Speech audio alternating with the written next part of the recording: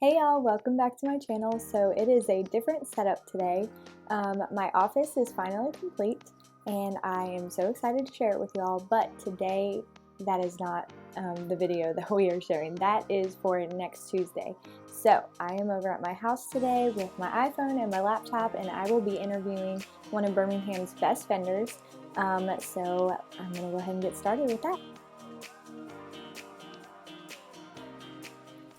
So today we're going to talk to my friend Becky Baker of Becky's Brides. She is a luxury wedding planner in the Birmingham area. She's going to tell us a little bit about herself today and also how her business came to be and give us the details on what it's like to be a luxury wedding planner. So Becky, go ahead and tell us about how your business started and how Becky's Brides came to be. Yeah, thanks so much for having me. I'm excited to be here. So Becky's Bride started in 2011. My background is actually in accounting. I was an accountant straight out of college, and wasn't the right career choice for me. But I was really fortunate in that I worked for a great company that kind of knew that I didn't love accounting, and so they let me start working part time in marketing.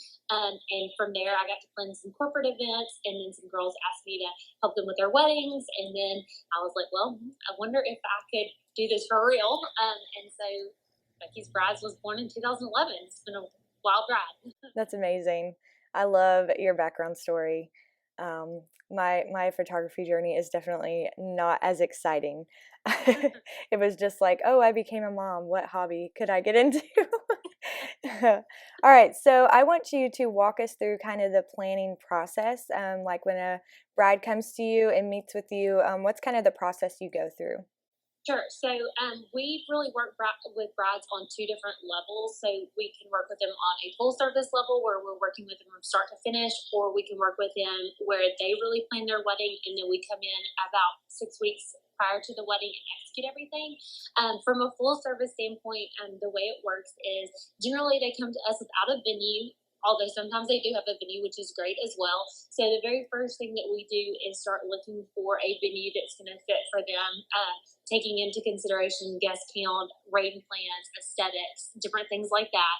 And then once we find what we think is the perfect venue for them, we sit down and run the numbers. We do that after we find the venue, but before we sign with the venue, because a lot of the cost drivers are different depending on the venue you select. So we sit down and do the budget. It's the least favorite part of wedding planning, but Yes. because we don't want our brides to be venue poor. You know how you're like house Yes. poor, we don't want to be venue poor. So we want to make sure that depending on what venue you select, you still have enough money in your budget for flowers and photography and all of the beautiful things that you want. Once we have an approved budget, then we start on the phase where I call priority vendors. So we book the vendors that can only do one per day. That's what I say a priority vendor is. So Okay. your photographer, your videographer, entertainment, so your DJ or band, hair and makeup, things like that. Whereas like a caterer or florist, people like that, a lot of them can do multiple per day. Yeah. So after we book the priority vendors, then we move on to the aesthetics or the design phase, and we start pulling together the design plan. So that's something that we pull together for our brides. So we're going to stalk them on social media, try to get to know them. Because we think the best weddings are the weddings where they're a reflection of the bride and groom or the couple, to make sure that the wedding looks like they would plan it. Yes, I love not just that. cookie cutter wedding and not just because everybody's doing it this way. So we pull together floor plans, linen choices, floral choices, lighting and drapery, all of those things that make up what your wedding day looks like. And then we present it to our clients. And then once we have an approved design plan, we start pulling together all of the vendors who are needed to execute that. We work with them on stationery to make sure the stationery lines up with their design plan, and everything can be cohesive and looks like it belongs together. And then once the wedding weekend comes around, we get to see it all come together and celebrate with our clients on the happiest day of their life. So it's a lot of fun and stressful sometimes, but it's a fun process for sure. Definitely. It sounds like it. I've never heard the wedding planning process. I love like how you were describing with the vendor and all that.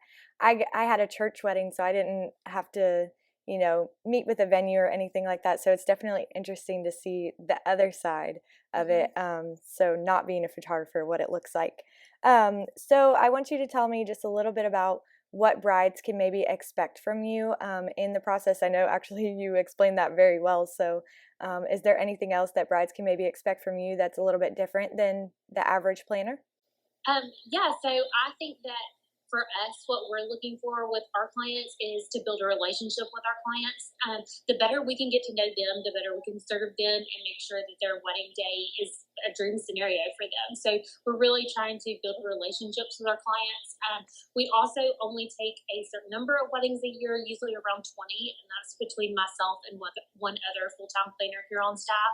And we absolutely could book a lot more. We turn brides down every single year, but the reason that we do that is because it's important to us to spend time cultivating those relationships and knowing that your wedding day is we get one shot at this. We don't get to do this next year at Christmas time. This is not a corporate event we get to do every single year. We get one shot to make this perfect. And so we treat that with the sincerity that it deserves. And so therefore it's just a little bit more of a time commitment on our part for what we dedicate to each of our clients and trying to make sure that they have a joyful wedding weekend, but also a joyful wedding planning process.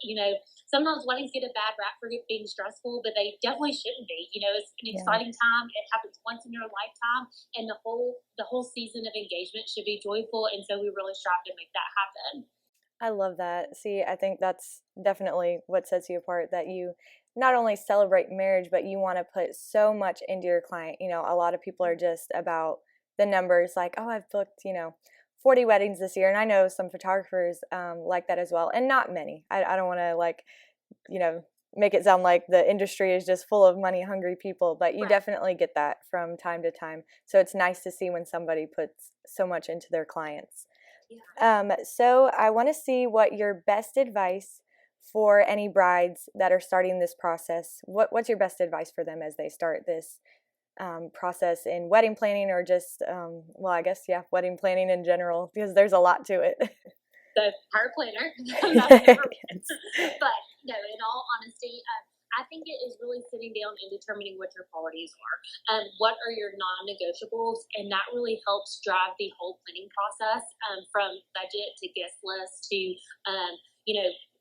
how we do the wedding planning process. If you really want a huge party, that's great, but that's something that we need to account for when we're looking at venues. If you really want to be able to focus on more of a design aesthetic based on your budget, you might need a lower guest count, things like that. So I always say choose the things that are the three most important things to you about your wedding, whether it's photography, your flowers, or your dress, and don't sacrifice on those things. And then we can make the other things work and fit in well with those things. But if we can always remember what the priorities are and the non-negotiables were from the start, that really helps kind of drive the wedding planning process and make sure that once we get to the wedding day that we haven't sacrificed on the things that you've always said that you really wanted the most. Yeah, that's great. I did, whenever I planned, I had my two non-negotiables, and I cut one of them, and I wish that I would have had somebody there telling me, no, these are your priorities, stick to it, because I think I may have strayed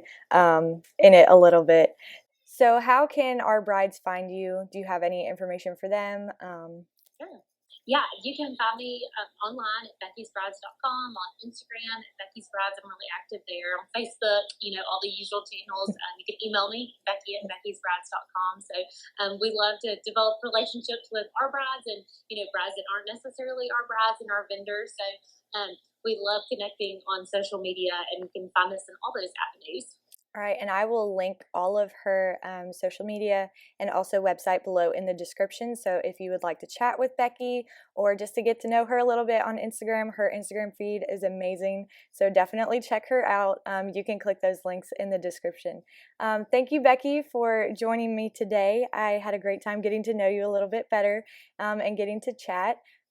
So I look forward to more conversations with you in the future, and I hope you have a great day. Thanks so much. Thanks for having me. Yeah.